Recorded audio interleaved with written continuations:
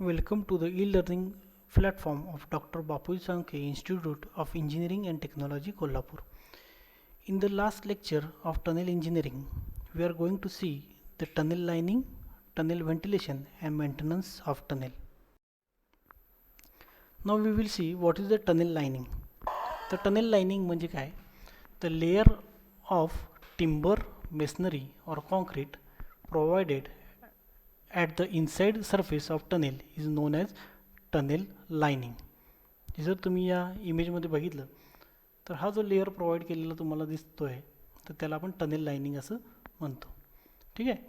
The tunnel lining should be economical, stable, simple and it should have low maintenance cost. म्हणजे tunnel lining जो आपण provide करतो तर simple असले पाहिजे, इकॉनॉमिकल असली पाहिजे, स्टेबल असली पाहिजे, त्याच्यावरती येणारा जो काय सॉईल प्रेशर आहे ते त्यांना रेजिस्ट केलं पाहिजे आणि त्याचा जो काय मेंटेनन्स कॉस्ट आहे तो पण कमी असला पाहिजे. तर टाईप्स ऑफ टनेल लाइनिंग कुठल्या कुठल्या असतात तर पहिले म्हणजे टिंबर लाइनिंग, त्यानंतर stone masonry lining, brick masonry lining, steel lining, concrete lining, prestressed concrete lining and RCC lining. म्हणजे वेगळे वेगळे मटेरियल्स यूज करून आपण हे टिंबर लाइनिंग काय करू शकतो, प्रोव्हाइड करू शकतो. As per the availability of material हे टिंबर लाइनिंग काय केलं जातं, प्रोव्हाइड हे व्हेरियस टाईप्सचं लाइनिंग प्रोव्हाइड केलं जातं. टिंबर अवेलेबल असेल तर त्या आणि तो जर का लेस इम्पॉर्टंट टनेल असेल तर त्या ठिकाणी टिंबर लाइनिंग प्रोव्हाइड केलं जातं. काही काही वेळेला स्टोन मेसनरीने सुद्धा लाइनिंग केलं जातं, ब्रिक मेसनरीने लाइनिंग केलं जातं. इंडस्ट्रियल टनेल असेल त्या ठिकाणी स्टील लाइनिंग प्रोव्हाइड केलं जातं. आणि नॉर्मली जर का टनेल हे ट्रॅफिक टनेल्स असतील जिथं मुवमेंट ऑफ ट्रॅफिक जास्त आहे, रेल्वे टनेल्स असतील तर अशा ठिकाणी कॉन्क्रीट लाइनिंग किंवा प्रिस्ट्रेस कॉन्क्रीट लाइनिंग किंवा RCC लाइनिंग प्रोव्हाइड केलं जातं. तर ह्या इमेजेस आहेत की इथे ब्रिक लाइनिंग प्रोव्हाइड केलेलं आहे, इथे साधारणतः कॉन्क्रीट लाइनिंग प्रोव्हाइड केलेलं आहे, त्यानंतर इथं प्रिस्ट्रेस्ड कॉन्क्रीट लाइनिंग प्रोव्हाइड केलेलं आहे, इथे हे स्टील लाइनिंग प्रोव्हाइड केलेलं आहे. ठीक आहे. आणि या इमेजमध्ये टिंबर लाइनिंग प्रोव्हाइड केलेलं आहे. हे this is called lining of tunnel. ठीक आहे. Then what is the purpose of tunnel lining. म्हणजे आपण टनेल लाइनिंग प्रोव्हाइड करणं का गरजेचं आहे. त्यातलं पहिलं म्हणजे it supports loose rock pieces after blasting. Blasting केल्यानंतर सुद्धा काही काही रॉक पीसेस हे लूज स्टेटमध्ये असतात तर ते फॉल होऊ नयेत. ठीक आहे. त्यासाठी काय केलं जातं, त्याला सपोर्ट करण्यासाठी ब्लास्टिंग केल्यानंतर लाइनिंगचं काम केलं जातं. त्यानंतर second it provides correct cross section to the tunnel. जी जसं डायमेन्शन्स आपण आपल्या प्लॅनवरती आहे त्या डायमेन्शननुसारच त्याचं तो क्रॉस सेक्शन त्या टनेलला देण्यासाठी टनेल लाइनिंग प्रोव्हाइड केलं जातं. It keeps inside portion of tunnel free from water leakages. म्हणजे टनेल हे हिली एरियामध्ये, माउंटन एरियामध्ये कन्स्ट्रक्ट करत असतात त्यावेळी तिथे वॉटर लिकेजेसचे चान्सेस असतात रेनी सीझनमध्ये. तर ते वॉटर लिकेज प्रिव्हेंट करण्यासाठी टनेल लाइनिंग प्रोव्हाइड करणं गरजेचं असतं. It reduces the maintenance cost of the tunnel. Tunnel lining provide केल्यामुळं त्या टनेलचं मेंटेनन्स कमी येतो. It carries soil pressure while tunnelling in soft rock. जे आपण सॉफ्ट रॉकमधून टनेलिंग करत असतो तर त्या सॉफ्ट सॉईलचं जे काही प्रेशर आहे ते रेजिस्ट करण्याचं काम हे टनेल लाइनिंग करतात. It improves the appearance of the tunnel. Tunnel लाइनिंगमुळं तो जो टनेल आहे तो दिसायला चांगला दिसतो. आणि last is it provides plain surface for electrical fitting inside the tunnel. म्हणजे इलेक्ट्रिकल फिटिंग्स करण्यासाठी सुद्धा त्याला प्लेन सरफेसची गरज असते तर तो सरफेस प्रोव्हाइड करण्याचं काम हे टनेल लाइनिंग करतात. जर तुम्ही टनेलमधून ट्रॅव्हल केला असेल तर तुम्हाला आतमध्ये लाइटिंग प्रोव्हाइड केलेलं दिसेल तर त्यासाठी इलेक्ट्रिकल फिटिंगसाठी स्पेस प्रोव्हाइड करण्याचं काम हे टनेल लाइनिंग्स करतात. तर next is a tunnel ventilation. तर टनेल व्हेंटिलेशन म्हणजे काय, the technique of providing fresh air inside the tunnel during and after the construction of tunnel is known as tunnel ventilation. म्हणजे during the construction of tunnel, ज्यावेळी कन्स्ट्रक्शनचं काम सुरू असतं टनेलच्या त्यावेळी तिथं मोठ्या प्रमाणात डस्ट क्रिएट झालेली असते, तिथे स्मोक असतो, म्हणजे वेगवेगळे हेवी इक्विपमेंट्स यूज करतो त्यामुळे त्यांचा धूर असतो. तर तो वेळीच तिथून रिमूव्ह करणं गरजेचं असतं. ठीक आहे. तो रिमूव्ह करण्यासाठी त्याशिवाय त्या टनेलमध्ये फ्रेश एअरची एंट्री करण्यासाठी होण्यासाठी तिथे टनेल व्हेंटिलेशन प्रोव्हाइड करणं गरजेचं असतं. त्याशिवाय ज्यावेळी टनेलचं काम पूर्ण होतं आणि तो ट्रॅफिकसाठी यूज केला जातो त्यावेळी नंबर ऑफ व्हेकल्स त्यातून पास होत असतात. मग त्यांचा जो काही स्मोक आहे, त्यांचे जे काही गॅसेस बाहेर पडत असतात, त्यामुळे द एअर बिकम्स फाऊल, म्हणजे तिथल्या वातावरणातलं टेम्परेचरसुद्धा वाढलेलं असतं आणि दॅट एअर बिकम्स पॉयझनस. ठीक आहे. तर त्यासाठी त्या टनेलमध्ये फ्रेश एअरची एंट्री होणं गरजेचं असते, फ्रेश एअर प्रोव्हाइड करणं गरजेचं असतं. आणि त्यातली जी काही फाऊल गॅसेस आहेत, पॉयझनस गॅसेस आहेत, ठीक आहे, तिथली जी काही डस्ट आहे ती रिमूव्ह होणं पण तितकंच गरजेचं असतं. तर त्यासाठी टनेल व्हेंटिलेशन प्रोव्हाइड करणं गरजेचं असतं. त्यातला पर्पज कुठला आहे, तर पहिला पर्पज म्हणजे to supply fresh air inside the tunnel. हे टनेलच्या आतमध्ये फ्रेश एअरचं सप्लाय होण्यासाठी टनेल व्हेंटिलेशन गरजेचं असतं. Second, to remove dust created by drilling, blasting and mucking operation. म्हणजे during the construction of tunnel त्याचं मकिंग ऑपरेशन पण सुरू असतं, त्यामुळे मोठ्या प्रमाणात डस्ट क्रिएट होते. ड्रिलिंग करताना पण डस्ट मोठ्या प्रमाणात क्रिएट होते. तर ते रिमूव्ह करण्यासाठी टनेल व्हेंटिलेशनची गरज असते. To remove poisonous gases, dust, smoke caused by continuous movement of traffic. जसं मगाशी मी सांगितलं त्या पद्धतीनं की जर ट्रॅफिक मुवमेंट जास्त असेल तर मोठ्या प्रमाणात गॅसेस क्रिएट होतात, डस्ट क्रिएट होते, त्यांचा स्मोक जास्त असतो. तो रिमूव्ह करण्यासाठी सुद्धा टनेल व्हेंटिलेशन प्रोव्हाइड करणं गरजेचं असतं. Last, to maintain the temperature of the tunnel which is situated at greater depth. म्हणजे टनेलची जर का डेप्थ जास्त असेल तर शक्यतो मायनिंग वर्क करत असताना, तर ते मायनिंग वर्क हे शक्यतो ग्रेटर डेप्थला केलं जातं जमिनीच्या खाली. तर तिथं टेम्परेचर मेंटेन करणं गरजेचं असतं. ठीक आहे, तिथे लेबर्स काम करत असतात, त्यांना फ्रेश एअर सप्लाय करणं गरजेचं असतं. Otherwise they will feel suffocated, त्यांना गुदमरल्यासारखं होईल. तर ते टाळण्यासाठी टनेल व्हेंटिलेशन गरजेचं असतं.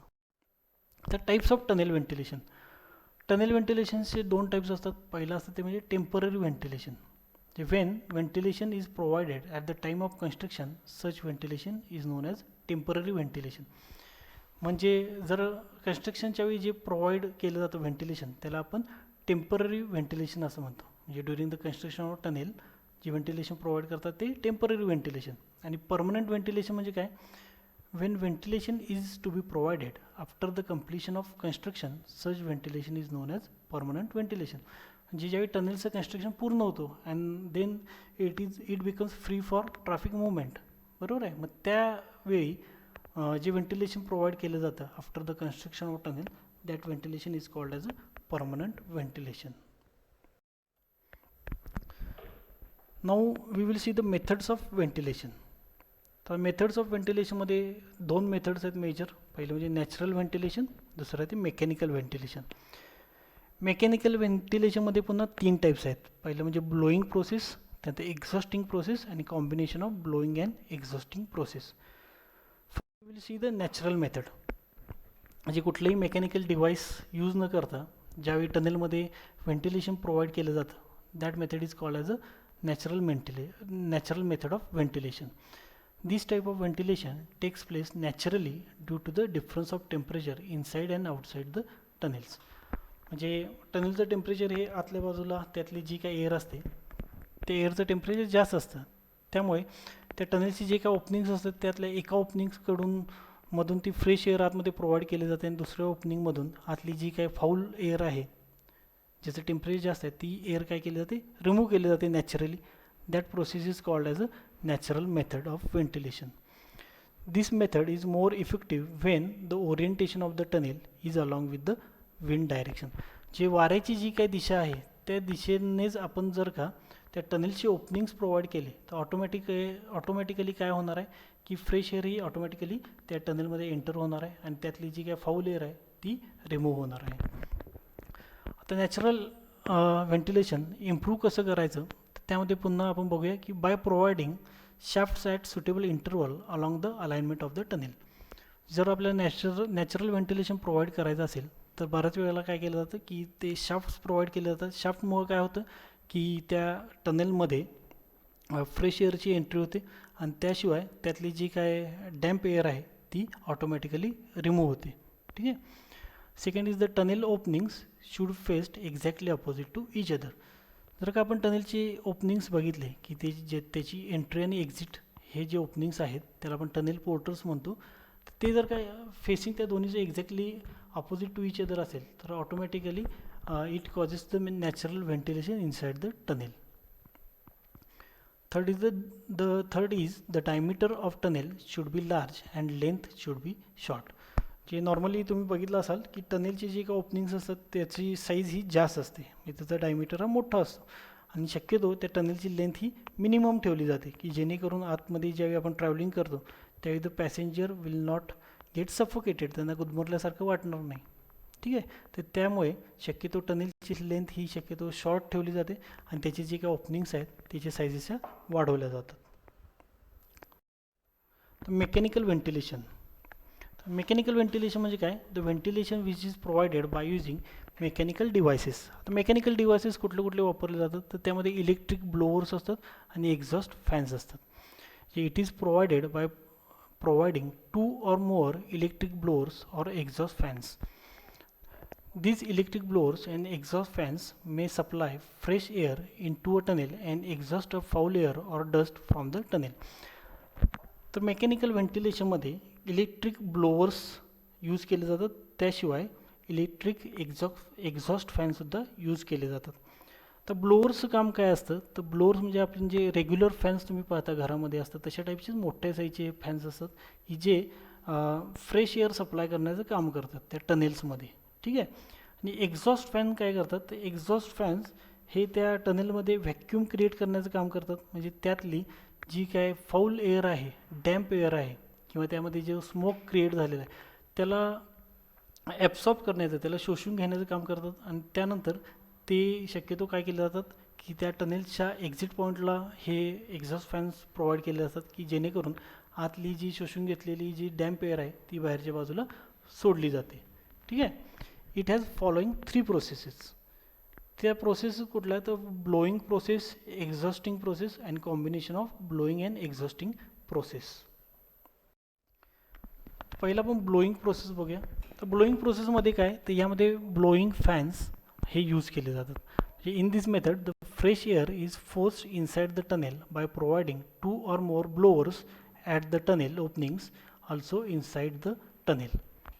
ज्यामध्ये टनेल ओपनिंगला त्याशिवाय टनेलच्या आतल्या बाजूला हे इलेक्ट्रिक ब्लोईंग फॅन्स ज्याला आपण ब्लोअर्स असं म्हणतो हे काय केले जातात? इन्स्टॉल केले जातात की ते काय करतात की त्या टनेलमध्ये फ्रेश एअर प्रोव्हाइड करण्याचं काम करतात. This system can supply fresh air in to the tunnel but foul air, smoke and dust slowly moves outside the tunnel.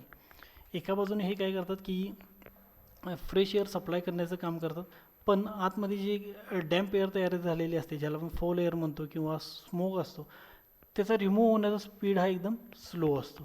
ठीक आहे, त्यामुळे this system causes fogging atmosphere inside the long tunnel. जर का टनेलची length जास्त असेल आणि त्या ठिकाणी आपण ब्लोईंग प्रोसेस यूज केली तर it causes fogging atmosphere. Fogging म्हणजे काय?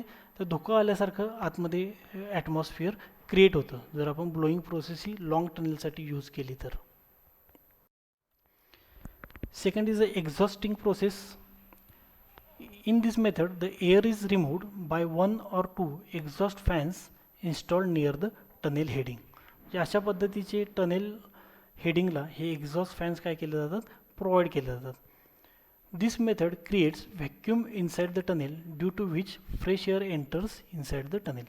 जी टनेलच्या आतमध्ये क्रिएट झालेली जे फाऊल एअर आहे, स्मोक आहे, डस्ट आहे त्याला ॲब्सॉर्ब करण्याचं काम हे एक्झॉस्ट फॅन्स करतात आणि ॲब्सॉर्ब करून ती हवा बाहेर सोडण्याचं काम हे एक्झॉस्ट फॅन्स करतात. नॉर्मली एका एंडला टनेलच्या एक्झॉस्ट फॅन्स हे इन्स्टॉल केले जातात, त्यामुळे ऑटोमॅटिकली दुसऱ्या ओपनिंगमधून फ्रेश एअरचा सप्लाय त्या टनेलमध्ये होत राहतो. This method removes dust and smoke very quickly from the tunnel.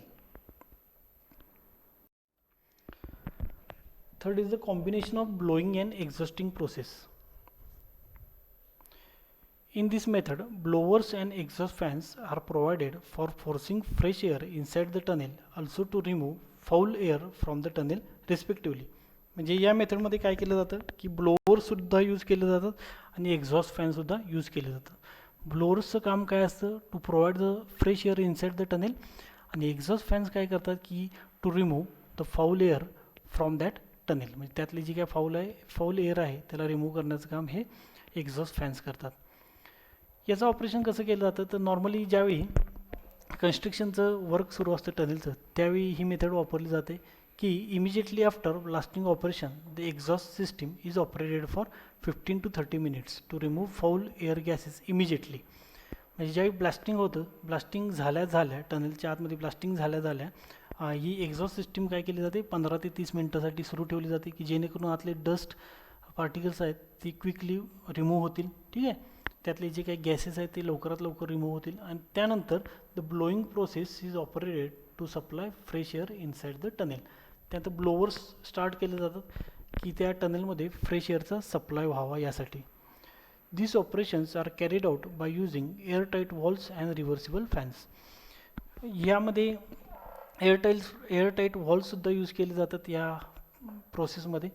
त्याशिवाय रिव्हर्सिबल फॅन्ससुद्धा वापरले जातात. रिव्हर्सिबल फॅन म्हणजे काय, the fans which are acts as a blowers as well as exhaust fans. Next part is drainage of tunnels. Drainage of tunnels म्हणजे काय, the art of removal of water entering in to the tunnel during and after construction of tunnel is known as drainage of tunnels. म्हणजे टनेलचं ज्यावेळी construction सुरू असतं त्यावेळी मोठ्या प्रमाणात पाण्याचा वापर तिथे केला जातो. म्हणजे ज्यावेळी ड्रिलिंग होल्स पाडले जातात त्यावेळी किंवा आतमध्ये आपण कॉन्क्रीट लाईनिंग प्रोव्हाइड केलं तर त्यासाठी सुद्धा त्याचं क्युरिंग करण्यासाठी मोठ्या प्रमाणात पाण्याचा वापर केला जातो. तर हे जे वॉटर आहे त्याचं रिमूव्हल करण्यासाठी, ठीक आहे, जी सिस्टीम प्रोव्हाइड केली जाते त्याला आपण ड्रेनेज ऑफ टनेल्स असं म्हणतो. त्याशिवाय टनेल्सचं वर्क कंप्लीट झाल्यानंतर जे रेनी वॉटर असतं, ठीक आहे, जे रेन वॉटर असतं, त्याशिवाय जे वॉटर लिकेजेस होतं त्या टनेल्सच्या रूपमधून किंवा त्याच्या साईड वॉल्समधून, ते वॉटर त्या रोडवरती न येता, जो कम्युनिकेशन रोड आहे त्यावरती न येता त्या रोडला डॅमेज न करता ते प्रॉपरली रिमूव्ह व्हावं यासाठी जी सिस्टीम प्रोव्हाइड केलेली असते त्याला आपण ड्रेनेज ऑफ टनेल्स असं म्हणतो. तर त्याची गरज काय आहे तर efficient drainage system is necessary during construction for fast progress of work. जे आपलं काम लवकरात लवकर कंप्लीट होण्यासाठी ही इफिशियंट ड्रेनेज सिस्टीम गरजेची असते. आणि after the construction the drainage system is necessary to reduce the wear and tear of roads and safety of passengers. त्या टनल्समध्ये ॲक्सिडेंट्स होऊ नये, ते रोड्स स्लिपरी होऊ नयेत, त्याशिवाय त्या रोड्सचं वेअर अँड टेअर म्हणजे त्या रोडची झीज होऊ नये यासाठी तिथे एक प्रॉपर ड्रेनेज सिस्टीम प्रोव्हाइड करणं गरजेचं असतं. Methods of drainage system. आता मेथड्स ऑफ ड्रेनेज सिस्टीममध्ये पुन्हा दोन टाईप्स आहेत. पहिल्या ती टेम्पररी ड्रेनेज सिस्टीम आणि second is the permanent drainage system. Temporary drainage system ही शक्यतो during the construction of tunnel use केली जाते. त्यामध्ये पहिली सिस्टीम आहे ती म्हणजे ओपन डिच सिस्टीम. डिच म्हणजे काय तर पाट, जसं तुम्ही शेतीला पाणी पुरवठा करण्यासाठी ज्या पद्धतीचे पाट त्या शेतीच्या बाजूनं प्रोव्हाइड केलेले असतात की एक खड्डा खोदला जातो, बरोबर आहे, त्याला ट्रेंच असं म्हणतात, आणि त्यातून ते पाणी काय होत असं वाहत असतं. ठीक आहे, तर अशा पद्धतीची सिस्टीमला open ditch system in tunnel असं म्हणतात. In this system water is collected and removed in open ditches which are dig with proper slopes along the length of the tunnel. म्हणजे त्या टनेलच्या साईडनं काय केलं जातं की असे ट्रेंच खोदले जातात, एक्सकॅव्हेशन केलं जातं बारीक गटारीसारखं, आणि त्यामध्ये ते वॉटर कलेक्ट केलं जातं आणि त्याला एक स्लोप दिला जातो की जेणेकरून त्यामध्ये कलेक्ट झालेलं वॉटर जे काय ते टनेलच्या बाहेर रिमूव्ह होईल. त्यानंतर pumping system. In the pumping system the pumps are installed near the sump for pumping the water out of the tunnel. यामध्ये काय केलं जातं की टनेलच्या इनसाईडच एक मोठा खड्डा खोदला जातो ज्याला आपण संप असं म्हणतो. त्या संपमध्ये टनेलच्या आतमध्ये सॅच्युरेट झालेलं सगळं वॉटर कलेक्ट केलं जातं आणि त्यानंतर त्या संपला पंप सेट कनेक्ट करून त्यातलं वॉटर हे थ्रू पाईप्स रिमूव्ह केलं जातं. तर परमनंट ड्रेनेज सिस्टीम. तर परमनंट ड्रेनेज सिस्टीम या normally after the completion of tunnel work construct केले जातात. तर त्यामध्ये तीन टाईप्स आहेत. पहिली म्हणजे central drain system, second is a by providing iron shed with side drains, आणि third is a by providing side drains. ज्या तीन पद्धतीनं टनेलची permanent drainage system carry out केली. त्यातली पहिली आहे ती म्हणजे सेंट्रल ड्रेन सिस्टीम. आता इथे तुम्हाला पाहायला मिळेल की हा जो टनेल आहे त्याच्या सेंटरला हा ड्रेनेज प्रोव्हाइड केलेला आहे. ठीक आहे. This system is called as a central drain system. In this method, the central drain is provided between the two railway tracks or under the road pavements. जे दोन रेल्वे ट्रॅकच्या मध्ये जो जागा स्पेस अवेलेबल असते तिथं अशा पद्धतीनं सेंट्रल ड्रेन सिस्टीम प्रोव्हाइड केले जाते. किंवा रोड पेमेंट्स असतील तर रोड पेमेंट्सच्या खालच्या बाजूला गटर्स प्रोव्हाइड केले जातात त्याच्या सेंटरला. ठीक आहे. तर त्याला सेंट्रल ड्रेन सिस्टीम असं म्हणलं जातं. The central drain is covered with the facility for inspection and cleaning. For this purpose, manholes are provided at a distance of 30 meter to 50 meter. जे जसे रोडवरती मॅनहोल्स असतात बघा, जे सर्क्युलर कॉन्क्रीट ऑब्जेक्ट तुम्हाला पाहायला मिळतील की जे रिमूव्ह केले जातात, त्यानंतर त्या ड्रेनेजचं जी काय क्लिनिंग आहे, इन्स्पेक्शन आहे ते केलं जातं. अशा पद्धतीची सिस्टीम ही टनेलमध्ये सुद्धा इम्प्लिमेंट केली जाते, की ज्यामध्ये मॅनहोल्स प्रोव्हाइड केले जातात आणि त्या टनेलचं जी ड्रेनेज सिस्टीम आहे त्याचं इन्स्पेक्शन आणि क्लिनिंग केलं जातं. This method is suitable when more quantity of water does not come through the roof and side walls. He system कुठे इम्प्लिमेंट केली जाते की ज्यावेळी मोठ्या अमाऊंट ऑफ वॉटर हे या साईड वॉल्सवरून न येता, या रूफमधून न येता फक्त त्याच्या एंट्रन्समधूनच येत असतं. ठीक आहे. तर अशा वेळी सेंट्रल ड्रेन सिस्टीम ही प्रोव्हाइड केली जाते. Second is by providing shed with side drains. In this method continuous corrugated iron shade is provided along with the side drains. The iron shade is designed in such a way that it provides shading of water and leakages through side of tunnels. This method is suitable where water leakages are more from side walls and the roof of the tunnels. This method is costly and iron shade is subjected to rapid corrosion. तर ज्या ठिकाणी टनेलिंगचं काम complete झालेलं आहे पण तिथे rainfall जास्त आहे, त्यामुळे त्या टनेलच्या साईड वॉल्स ज्या काय असतील त्या साईड वॉल्स आणि त्याचं रूफ म्हणजे वरच्या बाजूनं यातून लिकेज होणारं वॉटरचं प्रमाण म्हणजे वॉटर पर्सेंटेज हे जास्त असेल तर त्या केसला काय केलं जातं की अशा पद्धतीचं करोगेटेड आयर्नचं शेडच काय केलं जातं त्या टनेलच्या आतमध्ये कन्स्ट्रक्ट केलं जातं. जे वरून येणारं पाणी आहे ते डायरेक्ट या रोडवरती न येता या शीट्सवरून त्याच्या साईडला जे साईड ड्रेन्स प्रोव्हाइड केलेलं असतं तिथं कलेक्ट केलं जातं. ठीक आहे. But this system is not economical. म्हणजे हे आयर्न शेड जे काही प्रोव्हाइड केलेले असतात त्याचं त्या वॉटरमुळं करोजन होतं आणि त्यामुळे ह्या टाईपमध्ये या करोगेटेड शीट्सचा मेंटेनन्स जास्त असतो. ही सिस्टीम कुठं यूज केली जाते तर जिथं हेवी रेनफॉल आहे आणि जिथं वॉटर लिकेजेसचं पर्सेंटेज जास्त आहे त्याच्या साईड वॉल्समधून किंवा त्याच्या रूफमधून, अशा ठिकाणीच फक्त काय केलं जातं की sheds with side drains use केले जातात. Last is by providing side drains. This method is suitable where quantity of leakage water is very small. In this case side drains of sufficient capacity are provided. The cost of construction of providing side drains is very low. म्हणजे ज्या ठिकाणी rainfall हा जास्त नाही आहे, ज्या ठिकाणी water leakages एकदम कमी आहे अशा ठिकाणी साईड ड्रेन्स प्रोव्हाइड केले जातात. साईड ड्रेन्स म्हणजे काय, जसं रोडच्या बाजूला गटर्स आपण पाहतो अशा पद्धतीने आतला जो कम्युनिकेटिंग रोड असतो टनेलच्या त्याच्या दोन्ही बाजूला गटर्स प्रोव्हाइड केले जातात ऑफ सफिशियंट कॅपॅसिटी आणि त्यामुळे this is the most economical water drainage system inside the tunnel.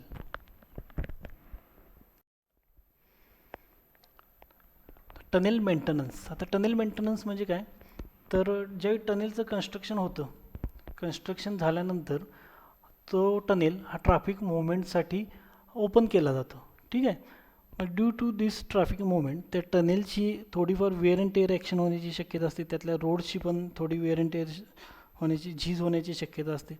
त्यामुळे या टनेलचा रेग्युलर मेंटेनन्स करणं गरजेचं असतं. तो का गरजेचं असतं? For safe movement of traffic. त्याशिवाय to avoid accidents during rainy सीझनमध्ये ॲक्सिडेंट्स होऊ नये यासाठी सुद्धा आपल्याला टनेल मेंटेनन्स करणं गरजेचं असतं. आणि to increase the life of tunnel. हे त्या टनेलची ड्युरेबिलिटी वाढवण्यासाठी, त्याचा लाईफस्पॅन वाढवण्यासाठी त्याचं रेग्युलर मेंटेनन्स करणं गरजेचं असतं. तर चेकिंग फॉर टनेल मेंटेनन्स. ते टनेल मेंटेनन्स करताना काय काय चेक केलं जातं तर ते बघूया. The portals of tunnel should be checked properly for crack, seepage of water etcetera. म्हणजे टनेलचे जे काही ओपनिंग्स असतात त्या ओपनिंगचं ऑब्झर्वेशन केलं जातं. तिथं कुठल्याही पद्धतीचे क्रॅक्स नसले पाहिजेत, त्याशिवाय तिथं कुठेही वॉटर सिपेज झालं नाही पाहिजे, वॉटर लिकेज झालं नाही पाहिजे. The roof and side walls should be check for cracks and leakages. टनेलच्या आतल्या बाजूला जे आपण टनेल लाईनिंग प्रोव्हाइड केलेलं असतं ते सुद्धा चेक केलं जातं. टनेलचा रूफ चेक केला जातो की त्यामध्ये कुठे क्रॅक्स आहेत का, वॉटर लिकेजेस आहेत का, हे ऑब्झर्व केलं जातं. The lighting arrangement inside the tunnel should be checked. आतमध्ये जे आपण लाईट्स प्रोव्हाइड केलेले आहेत ती अरेंजमेंटसुद्धा टनेल मेंटेनन्समध्ये चेक केली जाते. The shaft should be checked and obstruction should be removed. जर टनेलला व्हेंटिलेशनसाठी आपण शाफ्ट्स प्रोव्हाइड केले असतील तर त्या शाफ्टचं प्रॉपरली चेकिंग करणं गरजेचं आहे. तिथं जर काय एखादं ऑब्स्ट्रक्शन असेल तर ऑब्स्ट्रक्शन रिमूव्ह करणं पण गरजेचं असतं. त्याशिवाय त्या टनेलच्या आतमध्ये जे इन्फॉर्मेशन बोर्ड्स असतात, साईन बोर्ड्स असतात, रोडच्या साईडला माइलस्टोन जोडलेले असतात, रेफरन्स मार्क असतात, ते पण चेक करणं गरजेचं असतं. ह्या सगळ्या गोष्टी या टनेल मेंटेनन्सच्या अंडर चेक केल्या जातात. आता types of tunnel maintenance. Tunnel मेंटेनन्सचे टाईप्स कुठले कुठले आहेत तर पहिलं म्हणजे simple inspection. This inspection is carried out on daily basis. म्हणजे रोजच्या रोज हे इन्स्पेक्शन केलं जातं की ज्यामध्ये रोडचं क्लिनिंग केलं जातं. रोडच्या बाजूच्या ज्या साईड ड्रेन्स आपण प्रोव्हाइड केलेलं आहे त्याचं क्लिनिंग केलं जातं. त्यामध्ये ऑब्स्ट्रक्शन्स असतील तर ते रिमूव्ह केले जातं. त्यात medium inspection. This inspection is carried out in every 3 years. यामध्ये टनेलची जी काही डायमेन्शन्स आहेत ते डायमेन्शन पुन्हा एकदा चेक केले जातात. त्यामध्ये कुठं लिकेजेस आहेत का, क्रॅक्स आलेत का, त्याचं रिपेअर अँड मेंटेनन्स केलं जातं या मीडियम इन्स्पेक्शनला. त्यानंतर नेक्स्ट आहे ते म्हणजे main inspection. This inspection is done after every 3 to 5 years. यामध्ये टनेल लाईनिंग चेक केलं जातं. आतले रोड्सचं रिपेअर अँड मेंटेनन्स असेल तर तो चेक केला जातो. जिथं गरजेचं आहे ते साईन बोर्ड्स वगैरे जर चेंज करायचे असतील तर ते चेंज केले जातात. आतमध्ये इन्फॉर्मेटिव्ह बोर्ड्स जर का प्लेस करायचे असतील तर ते प्लेस केले जातात. म्हणजे हा सगळा मेंटेनन्स हा मेन इन्स्पेक्शनच्या अंडर त्या टनेलचं केलं जातं. तो कधी केलं जातं तर आफ्टर 3 to 5 years. म्हणजे टनेलचं कन्स्ट्रक्शन झाल्यानंतर प्रत्येक 3 ते 5 वर्षानंतर त्याचं मेन इन्स्पेक्शन केलं जातं. आणि last is the special inspection. It is carried out after special incidents like accidents, fire, earthquake and during monsoon seasons. जे स्पेशल इन्सिडेंट एखादी समजा घडली की टनेलच्या आतमध्ये एखादी फायर किंवा ॲक्सिडेंटसारख्या घटना घडल्या किंवा अर्थक्वेक भूकंपसारख्या घटना घडल्या तर त्यानंतर त्या टनेलचं इन्स्पेक्शन केलं जातं. त्याला आपण स्पेशल इन्स्पेक्शन असं म्हणतो. किंवा मान्सून सीझनमध्ये ज्यावेळी अगदी हेवी रेनफॉल होतो आहे बघा त्या केसला त्या एरियातले जे टनेल्स असतात त्याचं पुन्हा एकदा स्पेशल इन्स्पेक्शन केलं जातं. So these are all types of tunnel maintenance.